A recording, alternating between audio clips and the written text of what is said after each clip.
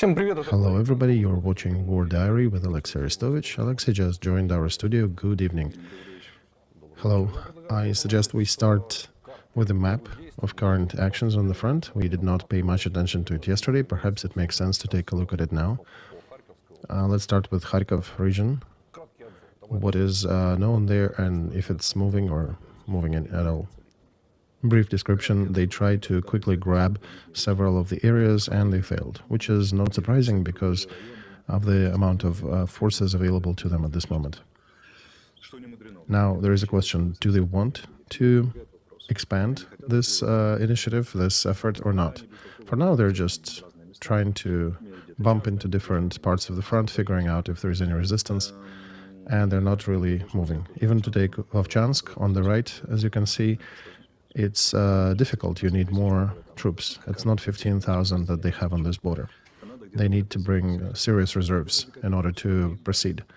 In Russia itself, they don't have any reserves. They keep moving the deliveries. They promised initially beginning of summer, middle of summer. Now they're talking about the end of summer. If they move some troops from other part of the front to Kharkov, then they are facing another issue. Where it is more important? Here, near Kharkov, or at Konstantinovka, Toretsk, and Chasov Yar, or perhaps Lugansk region. How this question will be solved by Russian command, we'll see. That's still an open question. But our observers, who pretend that they know what is going on, they are still saying that we have not touched our key reserves for Kharkov. And basically, for the most part, we are trying to stop them with the local forces. We have not touched any of our reserves in order to defend this area, except for the first couple of days when we used some extra. And now we have a question whether our command will move reserves in this region or whether they will not. It's also not an easy dilemma because Russians and us, we both lack troops in the more important parts. Right, Sumy region has not been attacked during this last week, indeed, and they're still aggregating some troops, and one needs to understand they barely even have enough there. They maybe have 3 battalions or 5 there. They can't even pretend to play the same operation as they did in Kharkov. But psychological load is rather big on this one, opening of the new front, etc.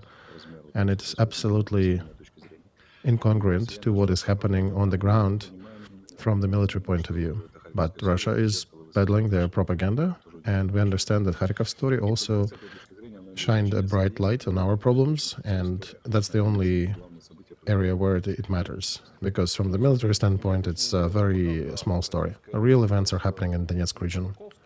Well, look, Alexei, this last week, Russian propaganda was empowered by, I want to say, Khodorkovsky's speech in media, because he did say that Ukraine may lose Kharkov eventually. All right, I was in this role the whole autumn because we needed to make sure the West starts to move, and we needed to scare them enough so they start moving. I stopped my playing this role because we see the West has awoken and they're making good decisions. As for Khodorkovsky, I'm not sure if he recognizes that yet. We'll leave it to him. I don't know about his end goals. I understand that the task to scare everybody is always there. Here is the worst scenario, look here. So perhaps he just voiced the worst scenario, following some internal logic and need that he sees in this. Right, with some comments around it that Ukrainians would forgive his statements. Right, I was not apologizing in front of my compatriots and citizens because I do not have the goal to be forgiven. I have a goal to bring people to reality. And that's what's important for me. All right, let's walk along the front line. All right, let's look at Kupyansk here, a little north. Right, over here. They tried to push, they're failing for now. You can see there's only a couple arrows here, Nizhnya Dvanka, near Swatovo, towards Borovaya. They failed to move to Kupyansk, they tried to move their effort to shift them over here. And that's the main thing happening in Lugansk without much success. there are tactical taking and moving of some positions, but it doesn't have any serious meaning. Today they claimed that they happily captured Belogorovka, this area, but needs to be verified because they've been making several very not truthful statements, and I guess they're tailoring it to United Nations sessions. And they said they also captured Krynki, which is definitely not true. With Belogorovka, we need to verify, but yeah, they're trying to push a bit on the protrusion. They really want to take it, but so far haven't.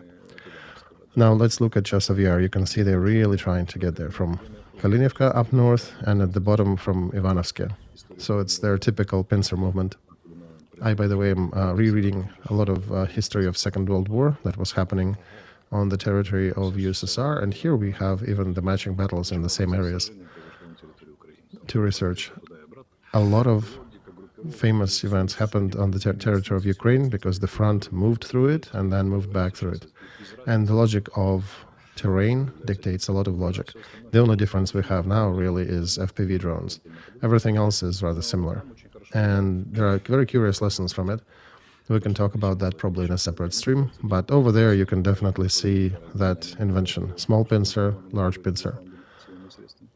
And here you can see they are pushing something in the center, so it would be difficult for us to maneuver between the flanks, and they're trying to move around the flanks in the meantime. And we'll see how successful they are, because the main factor here would be the lack of our troops, not so much the mastery of theirs. And to the south of Ivanovsk, you can see several arrows. They're trying to cut out this green protrusion with Klishevka and Andreevka, but for now they have not had any progress there. Let's go down. Okay, here is Ocheretino. We need, to see more logic here. Okay, you can see from Ocheretino several arrows going north towards Konstantinovka. They want to cut the road, and they want to encircle Toretsk, which is on the right or in the center of that protrusion, and take Kurdyumovka as well. And I suspect it is under Mordvichov leadership and his pals. But for now, in order to solve this task, they need to find somewhere, specifically in this area, a lot of resources, a lot of equipment, and a lot of people. With this, they still have a lot of shortages. So they're trying, you can see they're trying to cut off and straighten the front.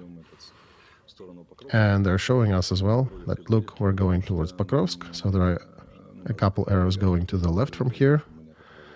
And that's basically to constrain us and to prevent us from possibly cutting them off on the left.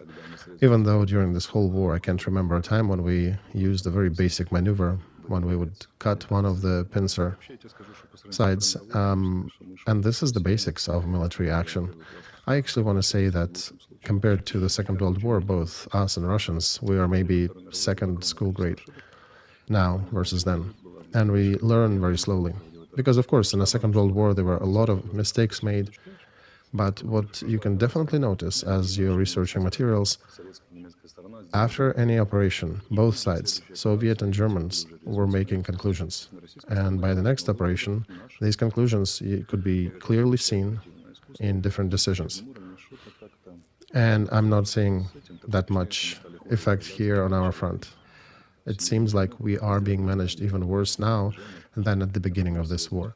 So not a single attempt to make a proper operative move, for example, to cut one of these lengthy protrusions by Russians. And you can see some obvious mistakes. Some of the main mistakes were already reviewed by General Command Commissions, that we are dispersing means and measures. And today even our press published that Syrsky feature move is dispersing efforts throughout the bigger front. And we can talk more about creating divisions and armies, and I'm not even going to talk about that today. Of course, there is more motion towards Kurakhovo in depth of the Dnipropetrovsky region, and of course always the motion happens around the roads. That's what they're doing, because taking Kurakhovo, taking Staraya Terny there, that would be a serious story for them to make sure that our protrusion in the south near Vuhledar would collapse, and it would make it easier for them to move near Ocheretino as well. So they're trying to dissect our front, exerting pressure in different parts.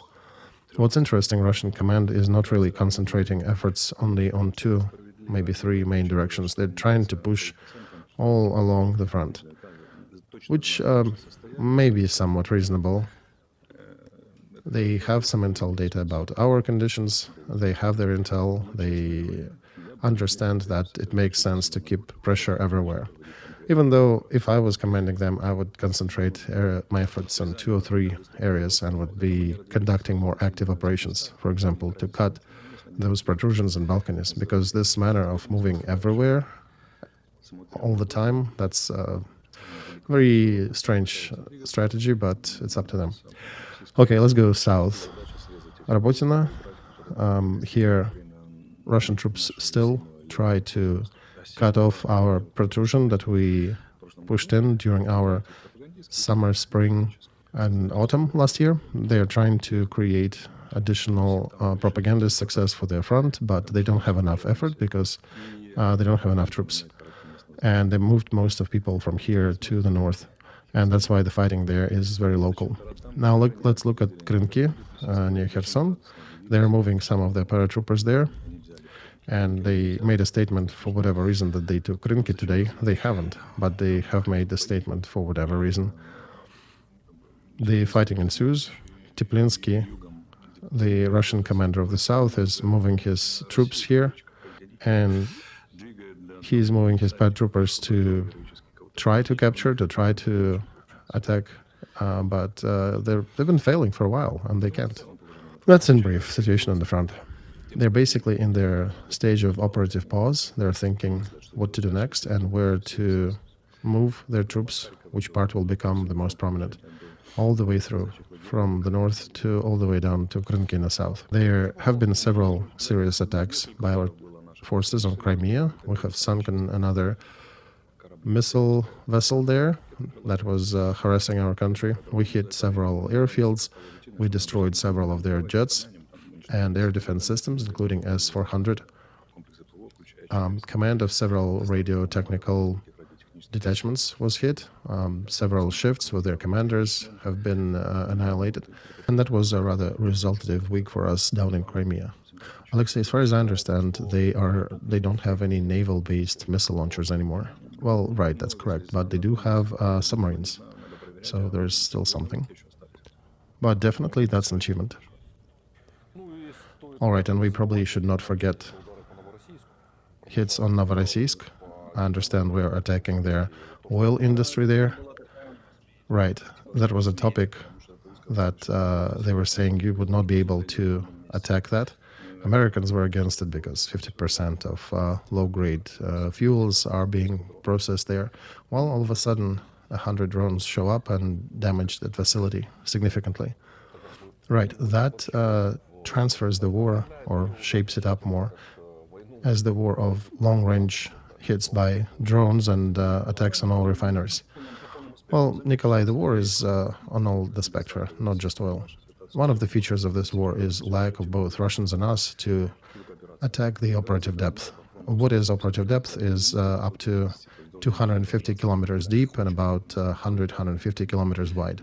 So basically when the front or group of detachments wants to proceed, they need to be able to hit all the targets in the depth of 200 to 150 kilometers.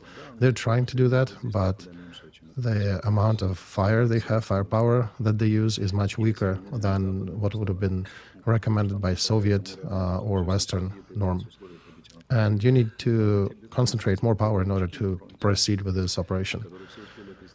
And currently we have this whole stalemate situation that is being called stalemate is only because we don't have enough firepower on both sides, or they're being used wrongfully.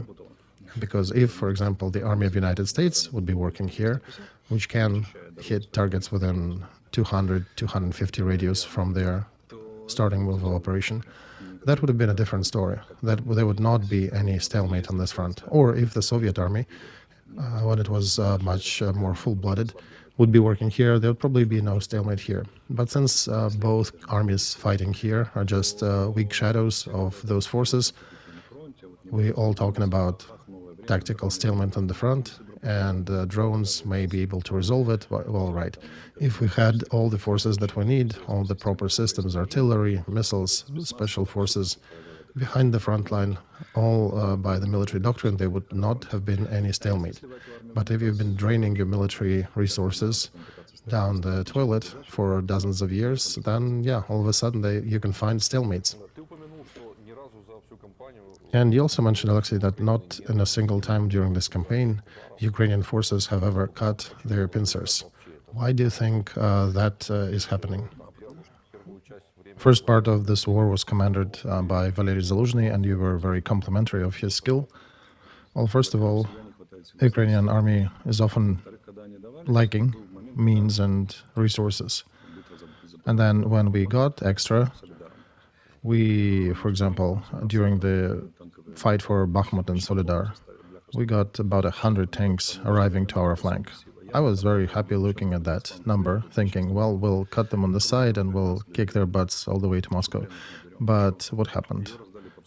That 100 tanks was dispersed. Each platoon got one tank.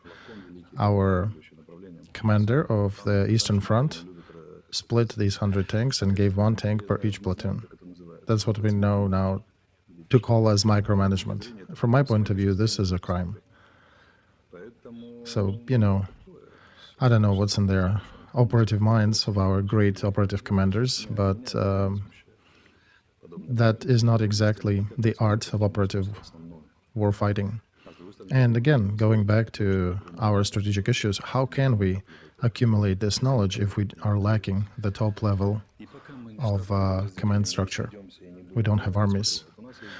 Look, we also are making brigades en masse, right? We're making new brigades quite a bit.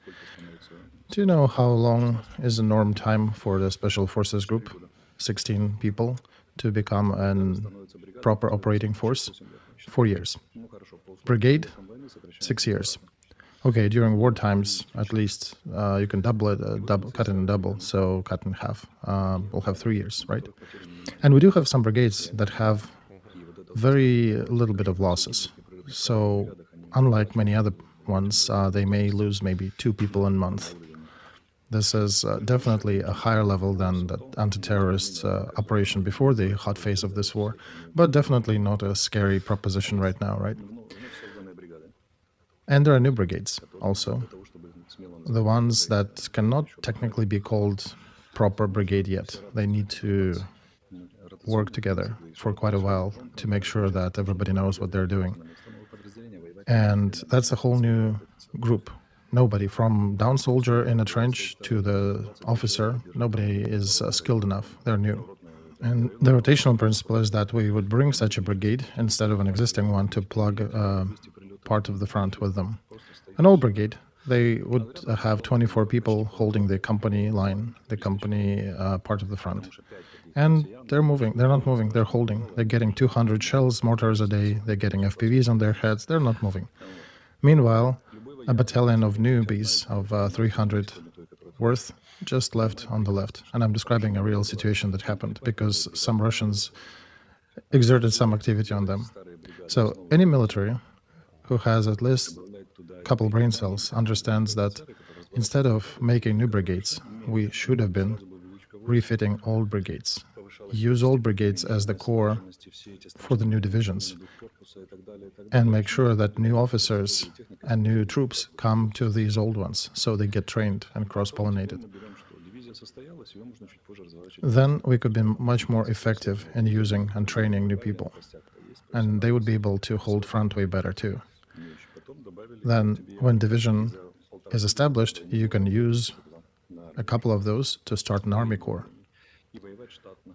and then add a bit more, and in a year and a half you could have grown, in 2 years you could have grown this system to armies for military times and fighting in a much more effective manner. But we're not doing it, and we're pulling apart the already existing detachments because of lack mobilization. We already are pulling them, and an old brigade that was holding its part of the front since the 24th of February wasn't moving. They're losing a battalion or two, and they cannot hold this area anymore. And one battalion that was pushed somewhere to replace the other unit that ran it cannot hold that other part of the front as well, and probably will die, all of them trying. So we're doing madness. I'm just waiting for that madness to subside. I'm talking. I'm sending messages and thrashing, making sure that they reach those people who need to hear them. Remember the photo I had with Zaluzhny where he is hugging me and I'm smiling? I think it was right after our discussion when we were thinking how to bring an idea to the office, the necessity, how to elucidate them on the necessity of creating armies and divisions. And I think it was 23rd September. No, actually it was May. It was before. It was spring. It was right on the verge of this counteroffensive. God bless their hearts. But I'm on the verge of using the cuss words. I think you have the audio engineer there who can bleep me. Yeah, no, please don't. You do know the current commander-in-chief, Syrsky, right? You know him pretty well. I do. So in brief, what do you think he is missing? What do you think he's not understanding about dispersing the efforts? Well, he needs to understand one thing, that you need to be brave enough to push right decisions onto political leadership. Unfortunately, even though he has a strong will, sometimes can even be rough. There are rumors in the army now that recently 2 officers of the general command, by the way, the best officers that we have are there. Each officer there is worth dozens more because the experience they're getting there for operative command is invaluable. It takes 10 years to bring them in. It's almost worth losing a ship, a Navy ship, than 10 officers. But the current news coming from there is that he sent 1 officer to the front because he couldn't name the day of the war, like we were saying, 817. And the other one was punished, was reprimanded for his beard. So that's a very Moscow style of management. He, by the way, did graduate from Moscow. And it's a very old systemic Russian Soviet desire to command everything, to go beyond all the levels of command and try to manage and drive on every level by yourself. And also the other feature of that is the inability to deliver right idea to your political leadership, to convince your political leadership of the importance of these ideas, that you need to optimize your front line and not to straighten it. Because very often when we lose the platoon position, we send a company to take it back and you lose half the company trying to take it back. And it's been a while that we already have the cooks and the other personnel that's not even designed to be in a trench fighting for all this.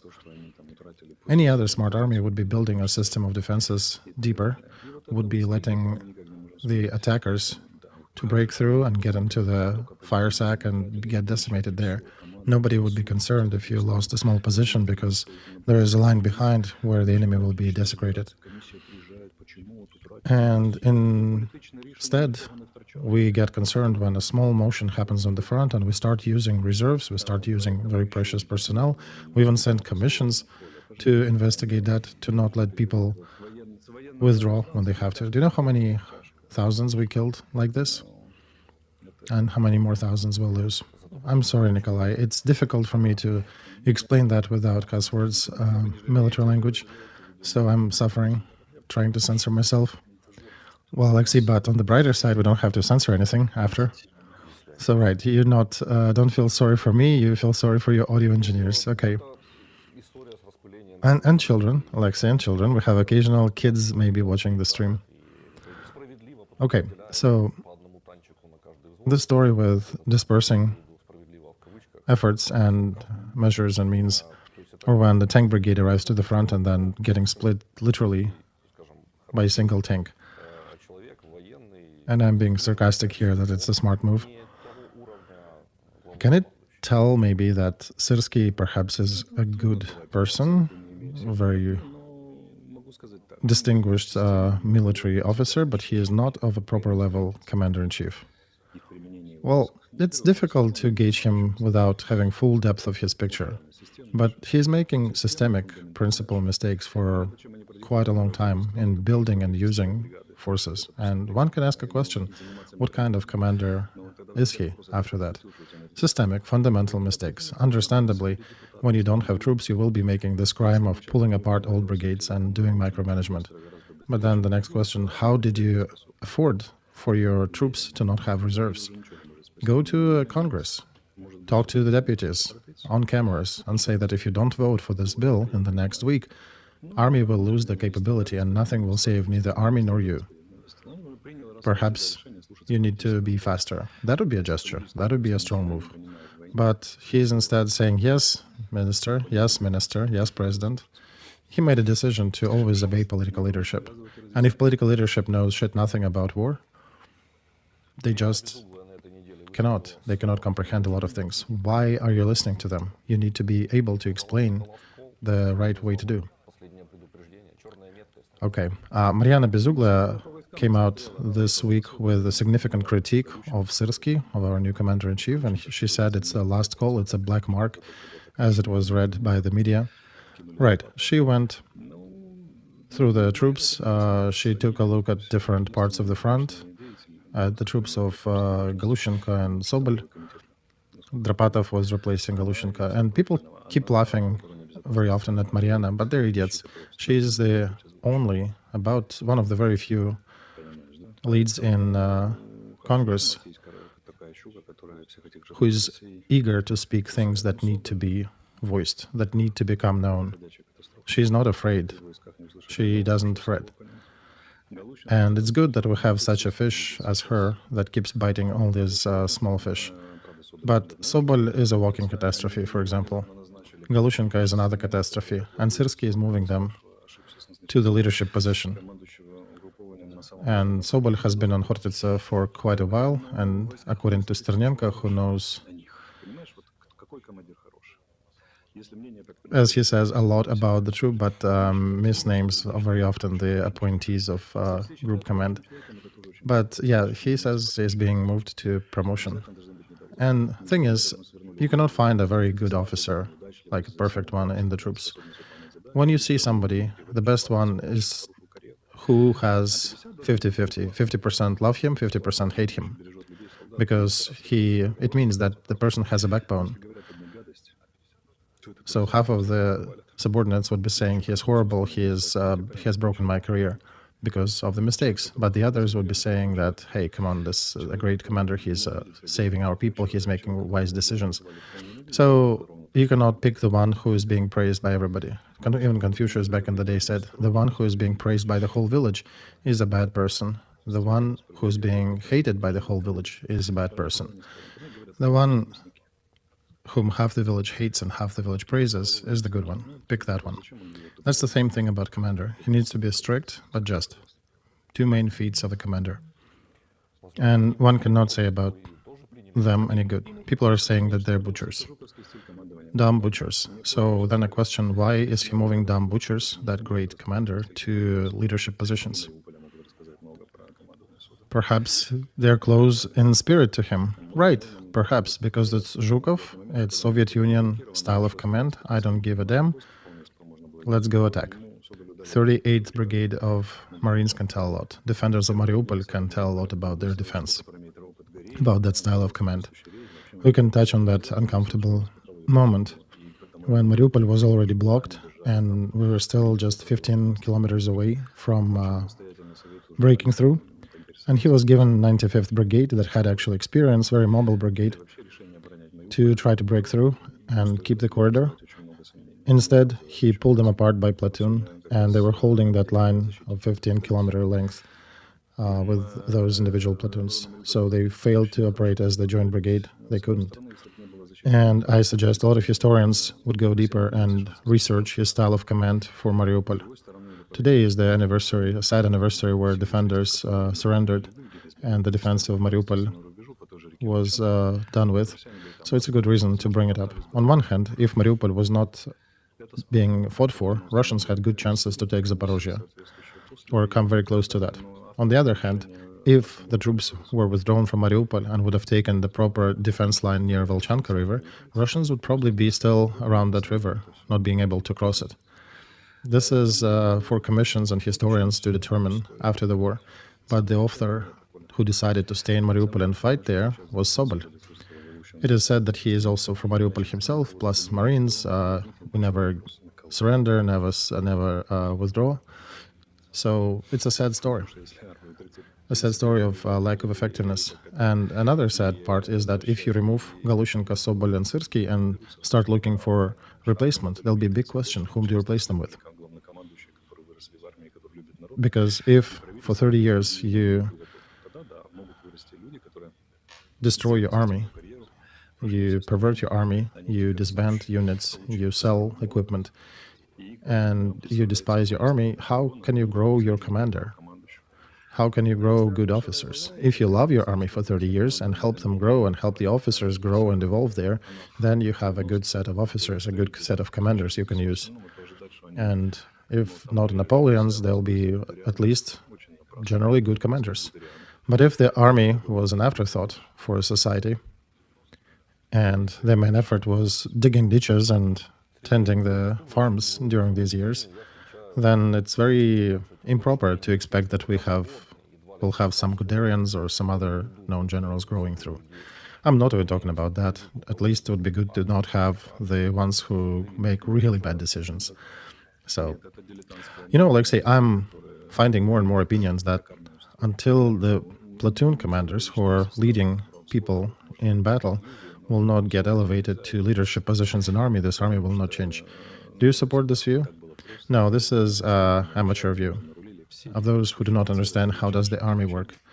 Understandably, on the lower level, troops and lower level officers, they may have this opinion, but it is dangerous to indulge them, because all the wild-growing officers historically, the ones without proper education and proper career growth, they're a big problem for the army.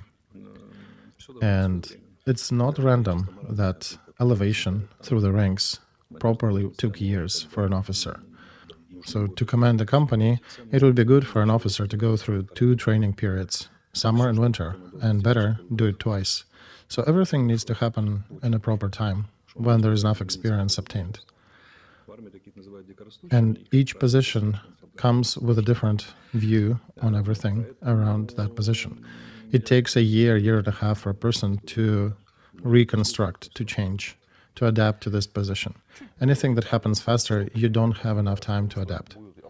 In army, they're called wild-growing, that kind of officers who get promoted faster and without proper training, and they usually pose a lot of issues to both subordinates and the officers above them. So I'm very much against that approach. Can you give a bit more details? Why exactly is it dangerous? What risks does it bring? All right, we can dive into details. What is an officer? A lieutenant is a person who commanding sergeants and soldiers. Who is a major or captain? He is the officer who is commanding officers who have soldiers underneath them. Who is the older officer? Major, lieutenant, colonel. These are the ones commanding officers who command other officers who have soldiers. So they're twice removed from the front. What needs to happen inside the head of a person who was commanding soldiers and now is commanding officers? This is a big change in leadership style, in management style. You need to feel it. You need to be trained for that. You need to find common language, build a system of relations, make sure you support the better features and you suppress the worst features in your subordinates. You need to be able to win some apparate squabbles when they come. And you need to be able to fulfill a different set of responsibilities now. How long do you think it takes? New group, new logic, new functions. Do you know how people command in a proper cadre army? The battalion commanders in the morning? They're saying, "Dear officers and platoon commanders." So there is a difference. Commander of a platoon is, commanding an army, that's a story. And then when a person elevates from lieutenant to a major, he starts anew. All the penalties are being removed from his personal file, and he starts basically from blank slate at this point. Now he commands captains, captains commands lieutenants, so he's commanding 2 levels of officers, essentially. Now he needs to be able to grow officers who will become senior officers eventually. So before that, he needed to be an officer. Now he needs to be able to grow up more officers. This is not everybody who can do that, and this is all growth. Look, Clausewitz was saying, war is rather simple and it's easy to study it in a class. If you draw it on a map and a whiteboard, it seems like children's drawings, but it's difficult to fight. War is very simple, but in war, the simplest things become very difficult. Why? Because officer who graduated from a military academy after 4 years of training differs dramatically from the best of businessmen who come to a fight, who came and showed his managerial skills in the military. Of course, there are exceptions everywhere. My father, for example, during the whole history of Soviet Union, there were only 3 people who became detachment commanders without graduating proper. And my father is one of those 3. He graduated from Kharkov University and became eventually the commander of a detachment. He was a very smart and talented person. But overall, the businessman on the front, a very popular statement recently. Yuri, for example, had a good businessman, Dennis, on his stream, who is a big exception. Why is an exception? Because a person who has been in the army for 4 years, at least, in the military school, in the military academy, he already resolved a series of moral conflicts, not only acquired knowledge, but also resolved a bunch of moral issues related with the need to command and quarrel or to obey their friends in different ranks. Because very seldom even a wife and a husband live as close as the cadets in an academy.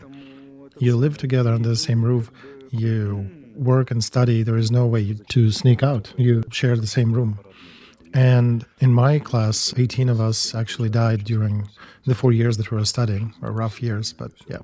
In 4 years, you acquire some experience of apparatus struggle. You learn how to fight for your interests. You get basic understanding of army. It is a complex system. It's like a universe. It can be studied forever. And you learn your own value in different trials. You can see how people reveal themselves and their qualities. And later, when you face different situations, including extreme ones, you already have a system of values and tools that it's very difficult for a person to acquire if he or she has been in the army for just a year, just because they haven't gone through all that for that long. And all the screams about newly mobilized, about injustice, all these screams you eat through the first and second years of the academy. You already graduate with a philosophic attitude to justice and the military, and you know how to address that, you know how to be effective about the matters that bother you. And that takes time. And if you're a higher officer, or God forbid, general, there you add additional load from the level. It's not tactical anymore, it becomes operative. You need to think differently. The principles of your thinking change, your logic changes.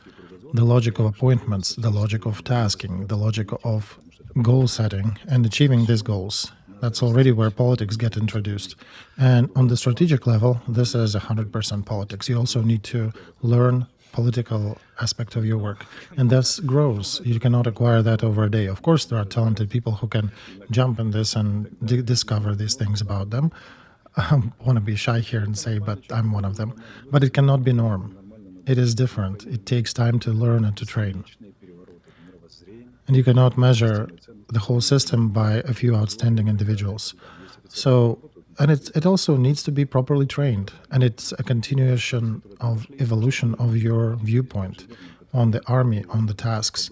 And there are officers who work on their own skills and the ones who don't. There are ones who decided to go on the engineer line, on the supply and logistics line, or in commanding.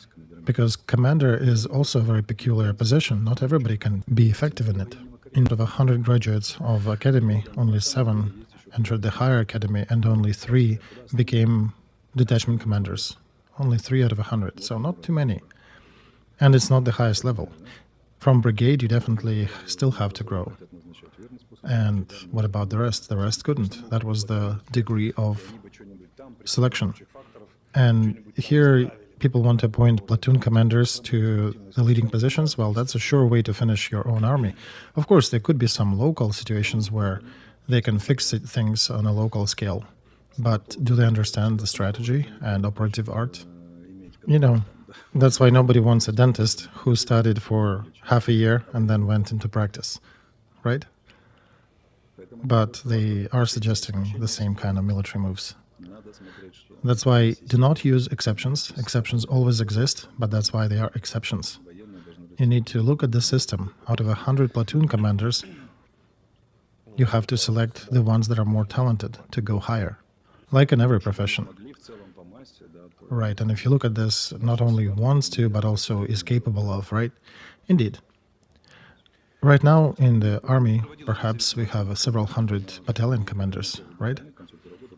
By the way, there was, Nikolai, an independent evaluation of commanders in Ukraine military at the end of the first year, mostly brigade commanders and battalion commanders. After the end of war, I'll tell you the percentage of those that were recognized as fit for position.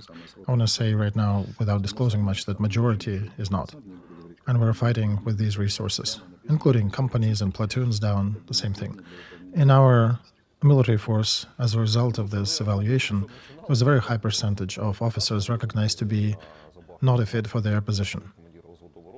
Well, I remember, Alexey, how it all started. When did we go to train military? Back in 2015? There were people who were eagerly giving interviews saying that they do not have any experience or education, while they already were appointed to a platoon leader or company officer, company leader. Right, at this documentary that we did with you, there's an intro where the guy is saying, well, you have a good training in your ROTC class, and he shakes his head and says, no, there was nothing. When a person tells you that in 3 days of our class he learned more than throughout his whole life, you understand the value of that training and the value that he received before. All right. Also on this week, there were some publications in the Western media that we need to pay attention to training of sergeants and to accentuate that preparedness. I think this is the same story that we talked about before the war and during the beginning of war. So it seems like in the 2+ years of this conflict, we have not learned this homework. We have not done it. Yeah, we still have not done it. We definitely lack cadre officers, and the deficit is in platoon commanders, company commanders. There are some exceptions. I know some battalion commanders who graduated from soldiers, but those are the ones who continue to evolve themselves. They study, they never stop, they continue pushing on. But the sergeant actually is the backbone of the army. While the officer is solving strategic matters, sergeant needs to prepare the detachment that is well prepared, it is well oiled and knows what to do, so that is ready for the officer to use it to conduct the fight. In the Western armies, officers are concentrated on the strategy and the tactics of the fight. And when they need to use troops, sergeants are the ones who deliver them these troops and make sure the troops are ready. That's why the role of sergeant is colossal. You, of course, need to prepare all the levels of officers in the army, but sergeants is definitely a peculiar element that needs super much attention, and we're not really well developing it. Where are the detachment schools, company schools, brigade schools, army schools? Nothing like that. Soviet army had a huge experience of land operations exactly at the damn place where we are fighting now. Every bush matches. And where is that experience? So how does it come, Alexey? I cannot understand. At the beginning of this war, we made our bet on the sergeants. Everybody was talking about sergeants and their value and their role. Nikolai, no, nobody really made a bet on them. There was a lot of talking about that. The topic was pushed a lot in the media. Some sergeants were promoted up to almost the general level on some occasions. After all that praise they received, it was rather entertaining to watch some of those sergeants who would not even pay honor to anybody below colonel, because I'm a sergeant here. But when you would ask them about, okay, what can you do? It turns out that he can only be there and didn't really possess much skill. There were good exceptions, but still, we failed to train them adequately. So we are trying to adhere to NATO standards. Then we should probably be training our sergeants to make sure they can do the same as NATO sergeants can do. And very often it turns out that our sergeants don't really know that. On the system level, we have failed to solve this issue. We only have exceptions that are making certain elements work, but we failed to train systemically the specialists of that level. The only benefits are the ones produced and presented by the talented people who got to these positions from previous life skills and some general talent. But in the old brigades, we do have a school, we do have a class. They know how to fight and they have some school, they have the backbone. So those are brigades that could stand and could hold Russians for years at the same spot. But now we're tearing these detachments apart. We're taking battalions and moving them around the front, which is, I think, a crime. So listen, Alexey, it's a very strange story in my mind. I still cannot get it all together, but it seems that this is all the element of the government classified information, how we prepare, how we train sergeants and colonels and everything. No, Nikolai, it's not. It's not a mystery. It's not a secret. If it was a secret of information, I wouldn't be talking about it. But, I mean, it would be good if any journalist in this country had a chance to go verify the information and verify how are we preparing sergeants, how are we preparing officers. Because right now, if one asks this question and starts digging in, he'll be accused of meddling in not his own business. Right, he'll be accused of being a Russian spy. Well, same thing with fortifications. If somebody would be asking real questions and setting the goal of really finding the situation with fortifications along the front line, he would also be accused of meddling in military and secretive matters. Right, Russian spy immediately. That means that we lack the school of military correspondence. You know, everything in the government, in the country, should be like an orchestra. Different systems carrying out their own functions. We're the biggest European state with 1.3 million troops under arms. And we have, 2 military correspondents, Butusov and Saplienko. I made a decision that if at some point I get power, I will establish a special reward for military correspondents. It will bear the name of Butusov, and Saplienko will be the first one to receive it. I'll try to be just there. But these two are carrying out a great work. They are posting a lot of good questions. Maryana Bezugla is digging as well. Saplienko is digging into details. Butusov is posting the right questions. And we do have a lot of correspondents who can go to the front line and talk to soldiers and interview them, sure. But how many of them know what they're talking about? Really, Butusov, Saplienko, and maybe a couple more. And even they have certain mistakes because they were not really trained. They're talented. And yet they still make some mistakes mixing operative and strategic levels. You know, by the way, the easiest way to discern an amateur writer by the amount of the word strategic used in the article. Strategic intersection of 2 strategic roads taken by 2 strategic platoons. So yeah. What I want to say here is that we lack the system in this country. We lack systemic approach. And then how can you gauge things, right? You're asking me, what do you think about Syrsky? I can express my personal opinion, but somebody can counter and say, so what gauges? How do you gauge the commander? By what effectivity do you gauge the commander? Do you know any of those? I do happen to know those, but very few people do. That needs to be a certain institute, a certain training. Where's the Institute of Military Inspectors? Where's the Institute of Representatives of the main command, who would go into individual parts of the front, figure out situations there, and bring data back? So, you know, President would not be going to Kharkov and getting some false administration from the local leadership, the lies that they told him to cover for the monies that they've stolen. And I would say the leader who allows to be fed by fake data and these fairy tales from people who you should punish for that fake data and for stealing the money. That's beyond my understanding. You know, another interesting element here, if not to go into details, but again, excuse my French, to strategic level, we are being managed worse now, after 2 years of this war, than at the beginning. 2.5 years is a huge, precious experience. We should be the most experienced ones now, having faced all these situations. And yet we're making mistakes worse than at the beginning of this war. And the whole management and leadership system is falling apart. And that Kharkov situation revealed that. Even the sheep could have been trained. The reason is that we do not have lessons learned system, and we do not let the right cadre grow in our systems. You know what's amazing about studying the Second World War, as I'm going deeper, and again, I would say the most amazing thing is that they made conclusions really fast. Understandably, war differs. Fighting in the city, fighting in the swamp, fighting in the forest, in the steppe, in the mountains, it's very different. But conclusions were made rather rapidly, and measures were taken. Nobody knew how to solve big tasks, neither Germans nor Soviets, but the decisions and conclusions were derived immediately. They moved and relocated the right commanders here and there. They tried different ones. They were ordering new measures, new equipment, and new armor. And here we have a virgin clean sheet of lessons learned. Seems like nobody's learning nothing. Everybody's living peaceful life as they did before. Well, listen, that means the president lied twice, Alexey. Or disseminated incorrect information.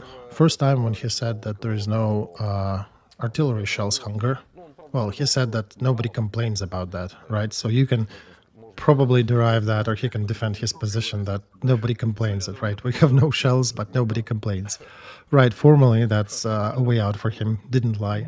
And second is where he said that the first line is not the border. It's difficult to build there because of Russians attacking that line. Our people were dying there on that line, so we could not build fortifications there.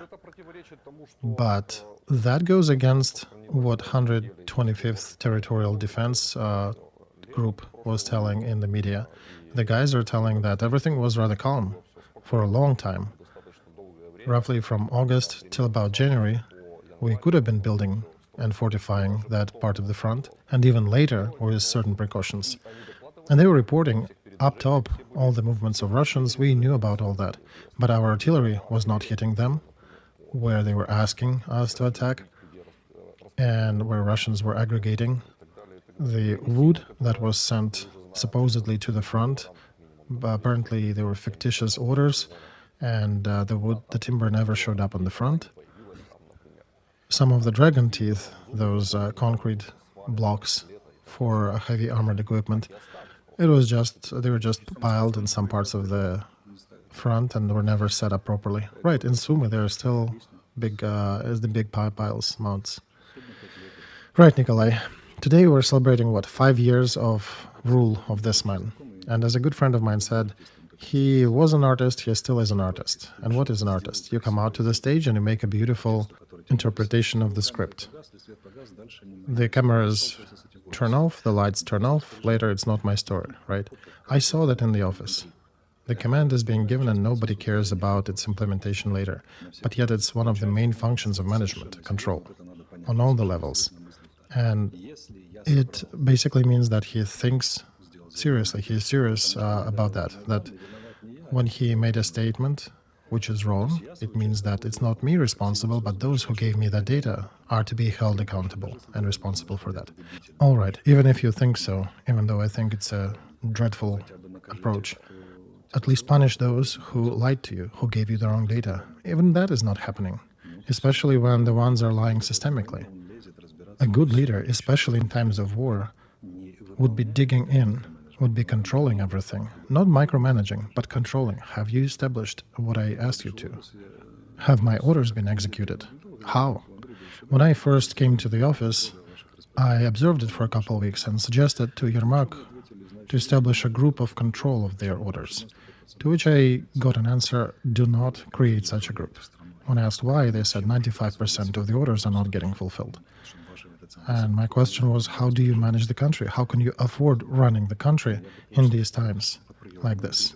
Because if somebody would not fulfill my order, I would have been, jumping on his grave in half an hour. This is impossible, especially in times of war. This should be done differently. You can object, you can say you have different idea, we can discuss, we can probably review that, listen over everybody objecting, and we'll figure out the right way, or perhaps I will insist on certain decision, or we'll take your decision. But once it is made, it should be executed. Non-executing should not be an option. This is a new word in the art of leadership, in the art of management. And nothing changed. since those times. But even Sun Tzu said, if you want to understand the system, check how rewards and punishment is distributed. We have a country where nobody gets punished. You lost a lot of people, no punishment. You lost a city, no punishment. You didn't build a fortification, oh, not a big deal. Have I told you a story about a pre-war meeting? There were a lot of high-ranking officers from National Guard, from power agencies, from border guards and military in attendance. And that was the time when there were issues on Belarus, on the border with Poland and Lithuania. And it was 21, end of autumn. Everybody knew that the war will start soon, or was upon us. So a joint group made a decision that we need to put a barbed wire along the border. Decision was made, signed, in action. 3 days later, on Monday, there was a meeting. On Wednesday, they learned out that instead of wrapping 32 kilometers per day, only 8 kilometers were wrapped over 3 days. And the question was, why so? Who failed? And I did ask a question, why that happened. Was anybody punished? All these generals looked at me very surprised and said, you know, if we'll punish them, they won't work at all. And I understood that I should probably wave goodbye to the office at this point, because everything is clear and not much can be done with that system. This is the culture that is driven from the top. And when you hear that we are a strong nation that solves everything, that we are strong and Usyk is our symbol who is winning everybody, I want to ask how such a strong nation allowed itself such a pointless and weak management style. Today we're coming to conclusions about the Zelensky leadership over 5 years. Can anyone name any significant, every viewer that is listening to this, can you name one achievement by Zelensky? Some people are quoting the reform of the land market, and that's the only one. It's not finished, and that's the only one that we can count for. Podolyak recently made a summary of these achievements, and I think it is a very untrue list, but if you even imagine that it is true, it sounds fantastic. The influence of oligarchy was diminished on the government institutions. Second, Ukraine got a whole different status in the international arena. Our word is being heard.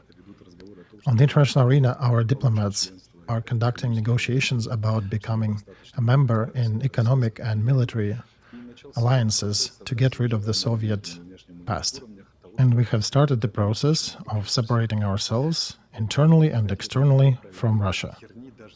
Even if you take that list seriously, is that what you were doing for 5 years? Even if it was true, this is not even true. So this is a catastrophe in my opinion. Dear viewers, I think this is a catastrophe and it should be qualified as catastrophe. Take his pre-election campaign and compare those promises with this list, and you will understand that we were deceived and we allowed ourselves to be deceived.